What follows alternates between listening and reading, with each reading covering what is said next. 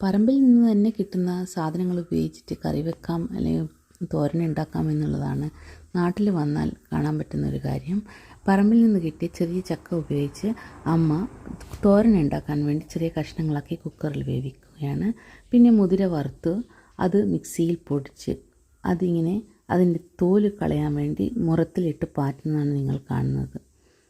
ഇത് പിന്നീട് കഴുകി വൃത്തിയാക്കി കുക്കറിൽ വേവിച്ച് അതിലേക്ക് തേങ്ങയും ജീരകവും ചേർത്ത അരപ്പ്, അതിൻ്റെ കൂടെ മഞ്ഞളും മുളകൊക്കെ ആവശ്യത്തിനിട്ട് തിളപ്പിക്കും. ഇതാണ് മുതിരക്കറി. ഈ മുതിരക്കറി എനിക്ക് ഭയങ്കര ഇഷ്ടമാണ്. പിന്നെ ഇതിപ്പോൾ മോര് കടയുകയാണ്, തൈര് കടയുകയാണ്, എന്നിട്ട് വെണ്ണ വേർതിരിക്കുന്നതാണ്.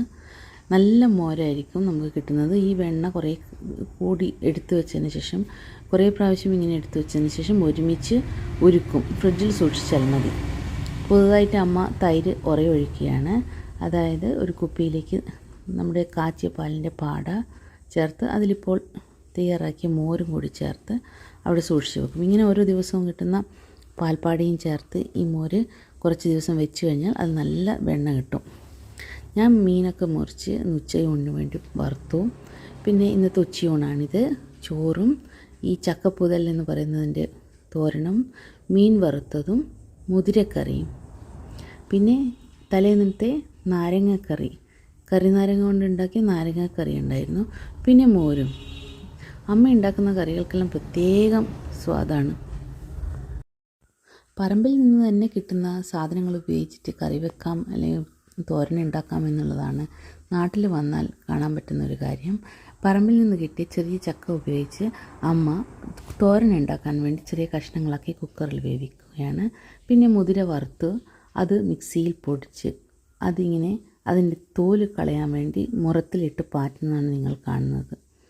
ഇത് പിന്നീട് കഴുകി വൃത്തിയാക്കി കുക്കറിൽ വേവിച്ച് അതിലേക്ക് തേങ്ങയും ജീരകവും ചേർത്ത അരപ്പ്, അതിൻ്റെ കൂടെ മഞ്ഞളും മുളകൊക്കെ ആവശ്യത്തിനിട്ട് തിളപ്പിക്കും. ഇതാണ് മുതിരക്കറി. ഈ മുതിരക്കറി എനിക്ക് ഭയങ്കര ഇഷ്ടമാണ്.